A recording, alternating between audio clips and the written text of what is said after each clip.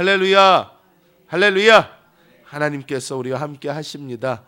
자, 은혜 받으실 하나님의 말씀은 창세기 22장 9절에서 10절 말씀입니다. 창세기 22장 9절에서 10절 말씀, 제가 가진 성경으로 구약 성경 28페이지입니다.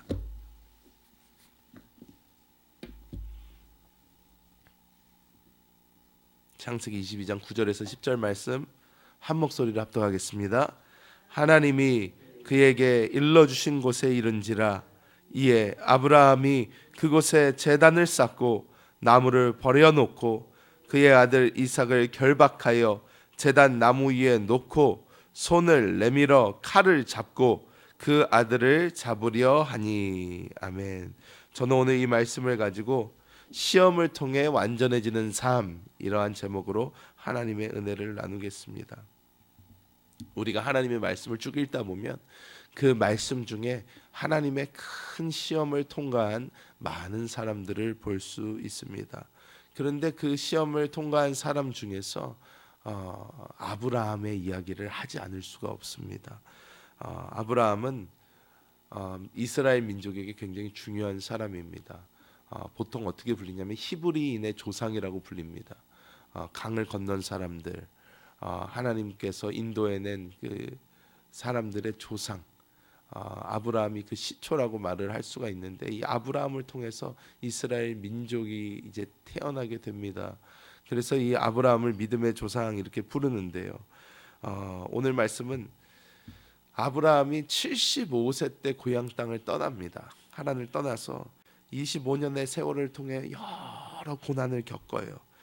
그리고 자기의 유산을 물려줄 자식 하나 갖지 못하고 있다가 하나님께서 약속해 주신 말씀대로 100살 때에 눈에 넣어도 아프지 않을 그런 아들을 얻게 됩니다. 그런데 그 아들을 하나님께서 어느 날 아침 갑자기 아브라함에게 모리아산으로 데려와서 번제로 바치라, 이런 말씀을 하십니다. 우리가 잘 아는 세상의 그 철학자인 니체는 이 아브라함의 예를 들면서 하나님은 죽었다, 이렇게 이야기를 했습니다. 왜? 사랑의 하나님이 어떻게 이런 일을 할 수가 있냐? 사랑하는 아들을 어떻게 죽이라고 할 수가 있나? 어떻게 아직 어린 소년을 죽이라고 할 수가 있었나? 이러면서 기독교를 신랄하게 비판하곤 했습니다. 하지만 성경을 여기까지밖에 안 읽었으면 이삭이 죽은 줄 알았는데 이삭이 안 죽죠. 그런데 결국은 하나님이 이제 바치라는 그런 모든 것, 하나님의 그런 뜻, 이런 모든 것이 이제 나중에야 나오게 되지만, 많은 세상 사람들이 이 하나님이 아브라함에게 했던 요구, 이삭을 번제로 바쳐 드리라, 이런 요구를 굉장히 비인간적이고 무자비하고 파괴적인 하나님이다, 이렇게 설명할 때가 많습니다. 왜냐하면 이 번제라는 것이 쉬운 게 아니기 때문입니다. 번제라는 것은 먼저 가죽을 벗겨야 됩니다. 그리고 뼈에서 살을 발라내야 합니다. 그런데 자기 아들에게 그런 일을 한다는 것 자체가 말이 되지 않는 일입니다. 때문에 세상 사람들이 그렇게 생각하는 것도 무리가 아닐 수 있습니다. 우리가 하나님을 말씀할 때 우리가 보통 모든 것을 아시는 하나님, 우리를 가장 사랑하시는 하나님이라고 우리는 말씀을 합니다. 그런데 그 하나님께서 아브라함에게 왜 이러한 시험을 주셨을까요? 우리를 누구보다 사랑하셔서 아낌없이 독생자를 주신 그분께서 왜 이렇게 모순된, 어떻게 보면 말이 안 되는 이러한 것을 우리에게 요구를 하셨을까요? 먼저 우리는 하나님이 어떠한 분인지 정확히 알고 갈 필요가 있습니다. 우리가 먼저 알아야 되는 것은 하나님은 전지전능하신 분이라는 거예요. 모든 것을 아시는 분이라는 것입니다. 즉 하나님께서 아브라함에게 이러한 시련을 주셨을 때 아브라함이 어떻게 반응할 것까지 다 아시는 분이세요. 하나님은 모든 것을 다 아신다는 것입니다. 그렇기 때문에 우리는 하나님께서 이미 우리에게 이것을 물어보실 때 하나님은 이 결과까지 알고 계시는 것을 우리는 믿어야 될 줄 믿습니다. 하나님은 아십니다. 다 아십니다. 제가 여러 번 설명을 하지만 하나님 안에는 시간이라는 개념 자체가 없습니다. 왜? 하나님은 4차원적인 분이세요.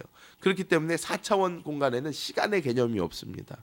하나님이 천지를 창조하셨을 때 하나님께서 빛이 있으라 땅 할 때 이 세상이 팍 하고 시작이 됐어요. 시작이 됐는데 하나님의 눈에는 이 세상의 처음부터 이 세상의 끝까지가 한꺼번에 이루어졌어요. 한꺼번에. 그것을 우리가 어떻게 알 수 있나?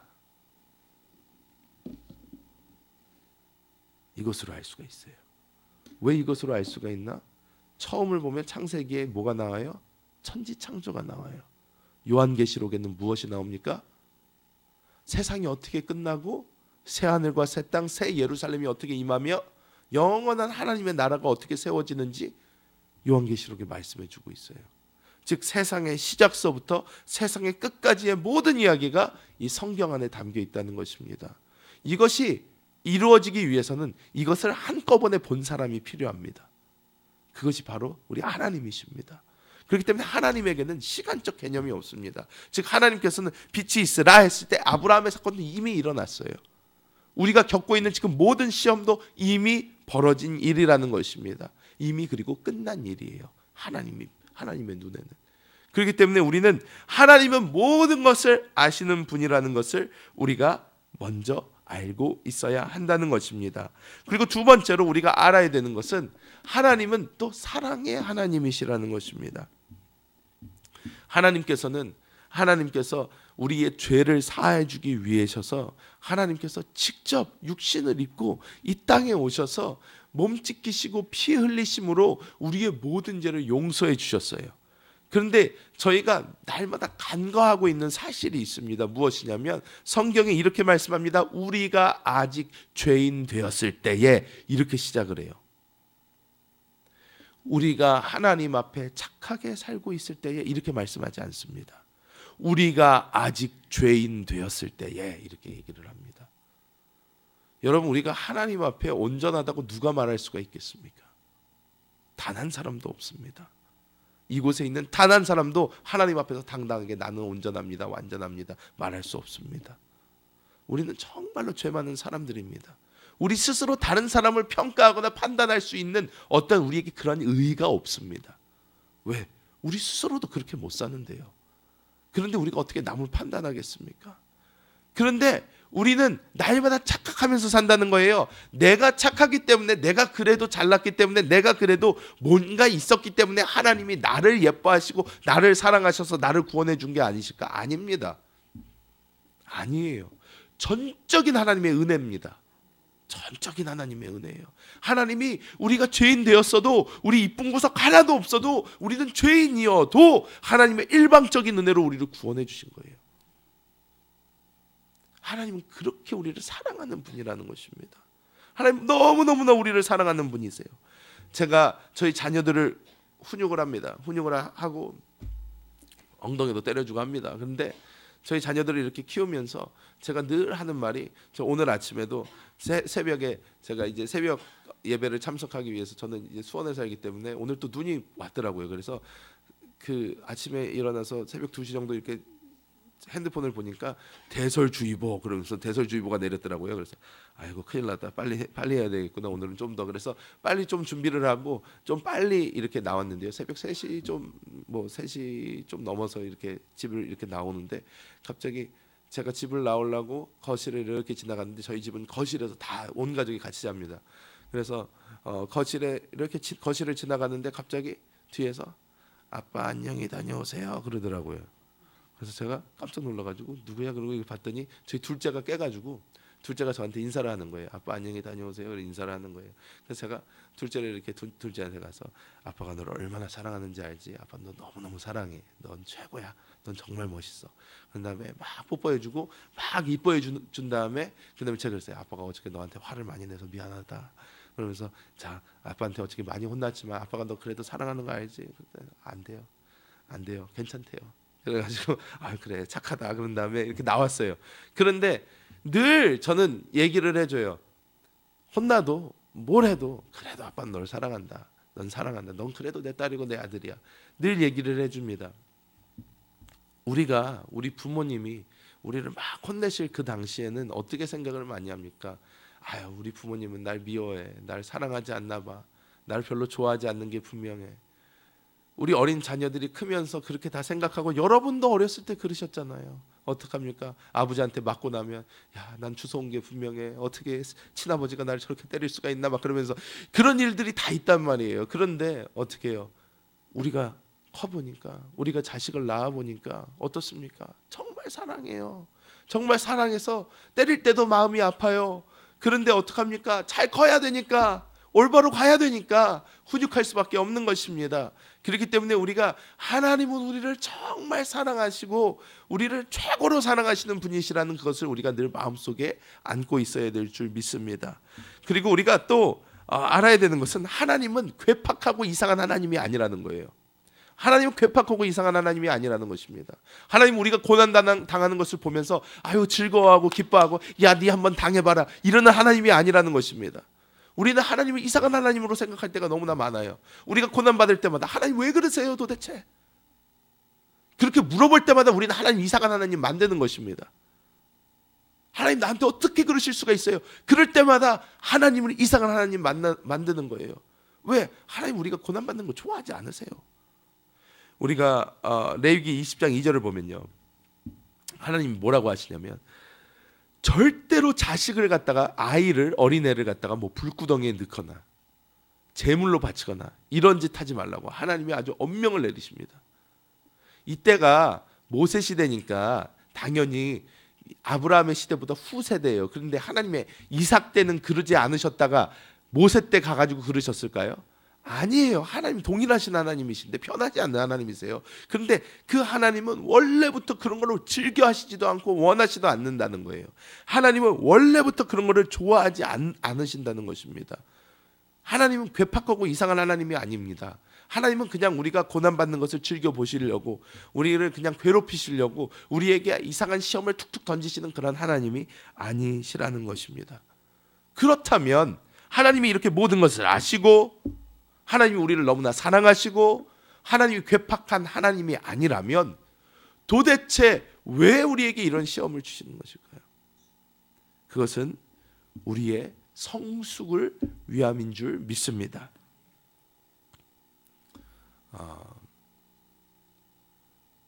저는 이 성숙이라는 말을 생각을 할 때마다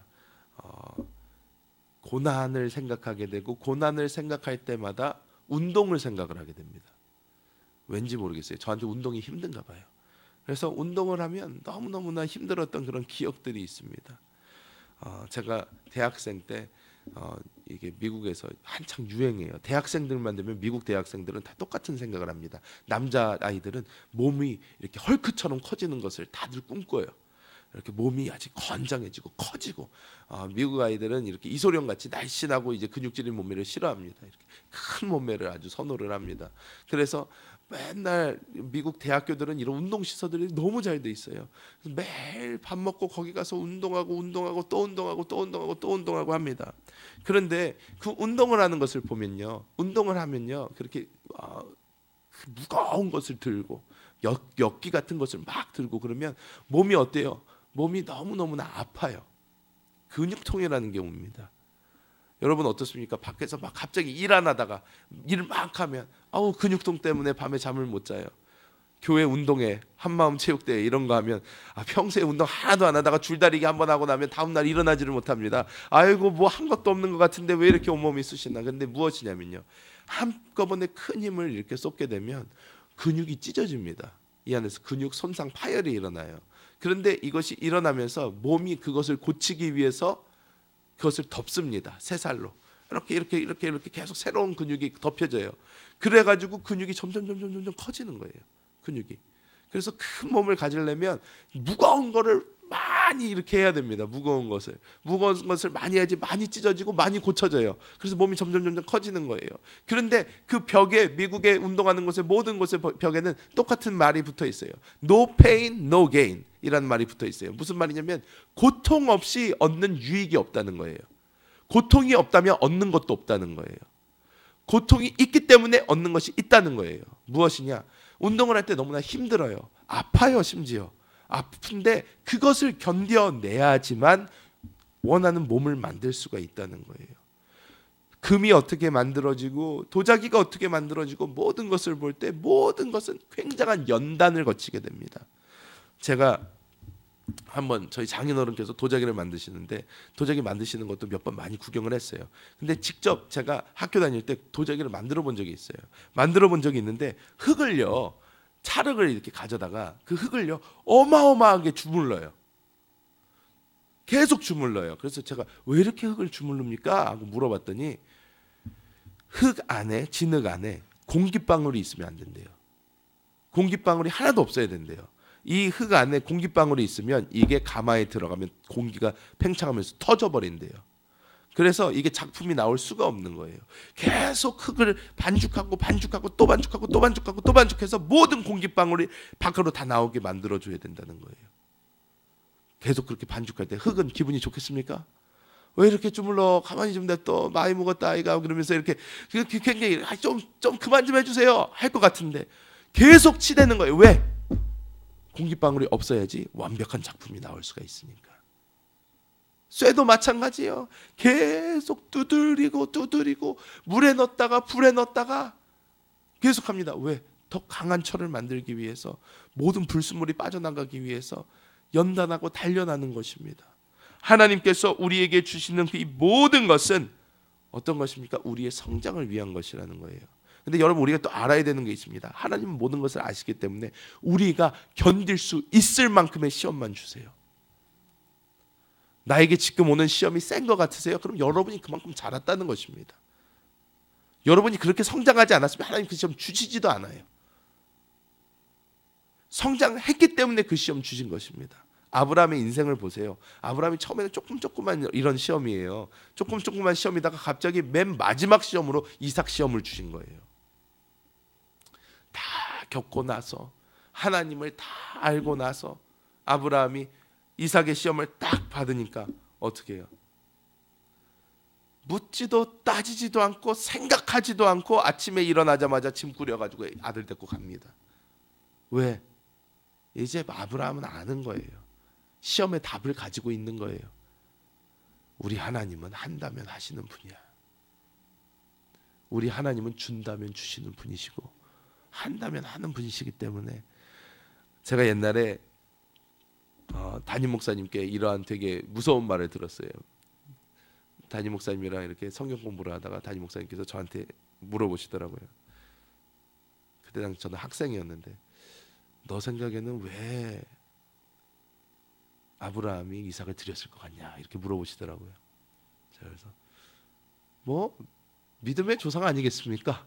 그러니까 믿음이 세니까 이렇게 딱 드리지 않았겠습니까? 이렇게 말씀을 드렸어요. 그랬더니 목사님이 그때 저한테 해주신 말씀이, 아브라함은 자기가 안 바치면 하나님이 죽이실 걸 알았을 거야, 그러시는 거예요. 아브라함이 많이 겪어봤다는 거예요.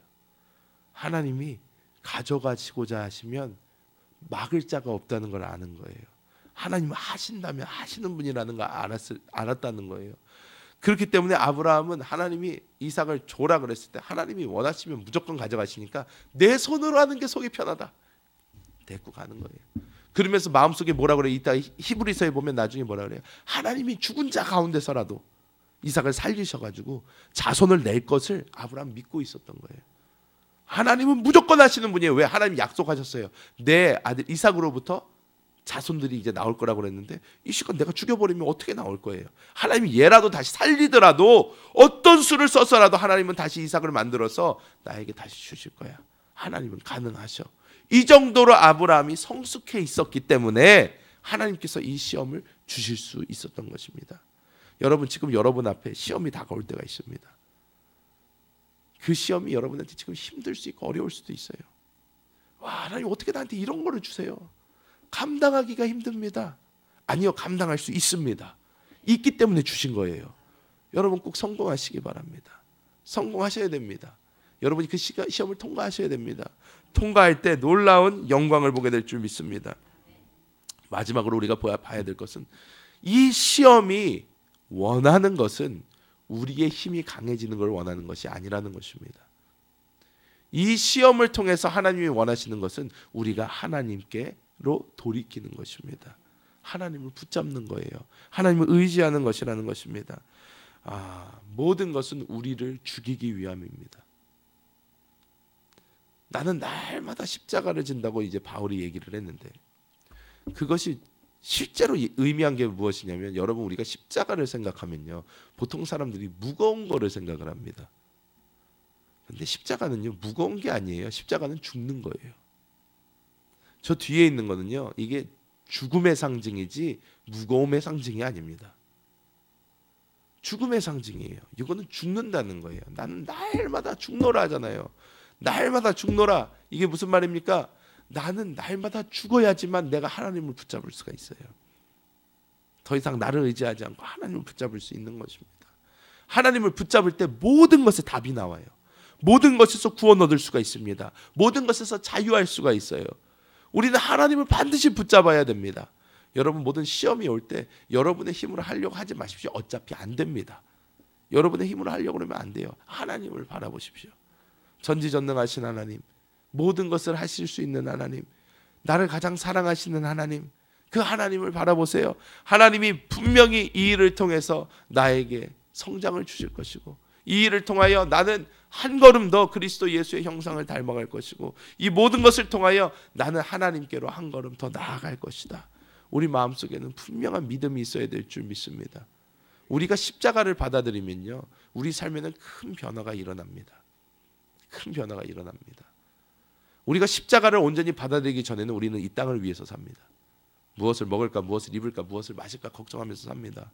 우리의 맨날 있는 고난 앞에서 우리는 무너지고 맙니다. 하지만 우리가 십자가를 온전히 받아들이잖아요.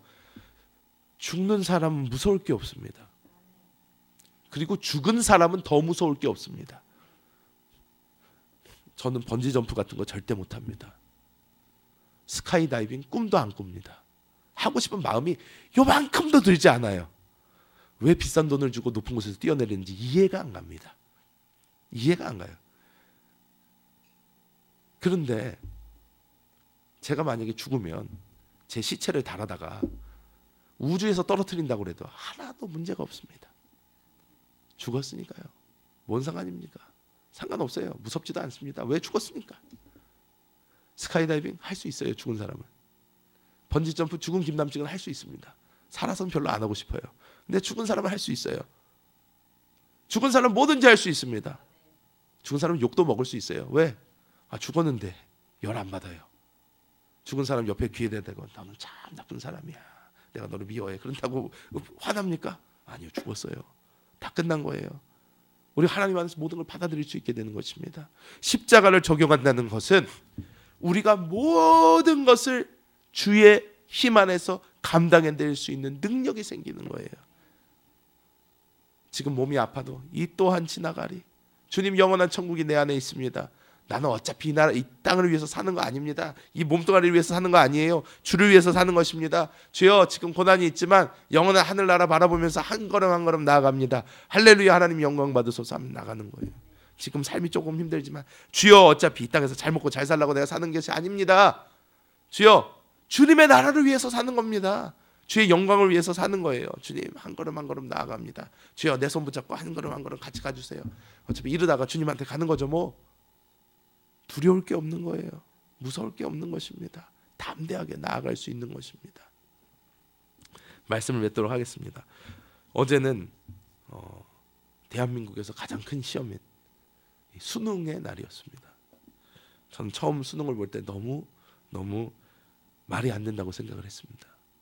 수능 때문에 경찰차가 출동을 하고 오토바이를 타고 막 퀵서비스처럼 애들을 나르기 시작하고 온 아이들이 어마어마한 스트레스 가운데 이제 죽어가는 모습을 보면서 제가 이 수능이 뭐길래, 수능 하나님도 별로 안 좋아하시는 것 같아요. 제가 보면 이렇게 수능 날마다 추워져요. 그래서 수능 날짜가 바뀌었는데도 추워요. 그래서 이거는 별로 좋은 게 아니다 생각을 했는데 수능을 다 끝내고 학생들이 이렇게 나옵니다. 저도 미국에서 비슷한 시험을 치러봤는데 느낌이 아직도 생생해요. 저는 이런 큰 스펀지에 물을 가득 채워놨다가 스펀지에 물을 쫙 꽉 짜가지고 아무것도 없이 텅 빈 그런 상태가 되는 것 같아요. 무의 상태가 되는 것 같은 그런 느낌이에요. 그 시험을 다 치르고 이렇게 나와서 저희 어머니가 이렇게 데리러 오셨더라고요. 그 차를 딱 타고 제가 아무 말도 안 하고 그냥 집에 가서 아무 말도 안 하고 제 방에 올라가서 그냥 쓰러져서 한 10시간 정도 잤던 그런 기억이 있습니다. 시험은 힘듭니다. 어렵습니다. 기쁘지도 않습니다. 좋지도 않습니다. 하지만 이 모든 시험은 우리의 성장을 위한 것입니다. 우리로 그리스도 예수의 형상을 더 닮게 합니다. 시험을 기뻐하시기 바랍니다. 시험을 감사하시기 바랍니다. 그 시험 뒤에 하나님께서 주실 영화로운 그 모습을 기억하시기 바랍니다. 그리고 하나님만 의지하시고 십자가를 껴안으시기 바랍니다. 하나님의 놀라운 은혜가 있을 줄 믿습니다. 기도하겠습니다. 하나님 감사합니다. 하나님께서 오늘도 저희에게 이 시험을 통하여 우리를 그리스도 예수의 모습으로 점점 바꿔가심을 보여주심을 감사합니다.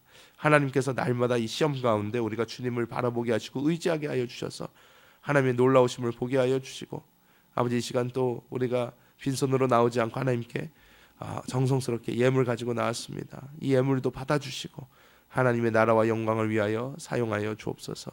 감사드리며 예수님의 이름으로 간절히 기도하옵나이다. 아멘.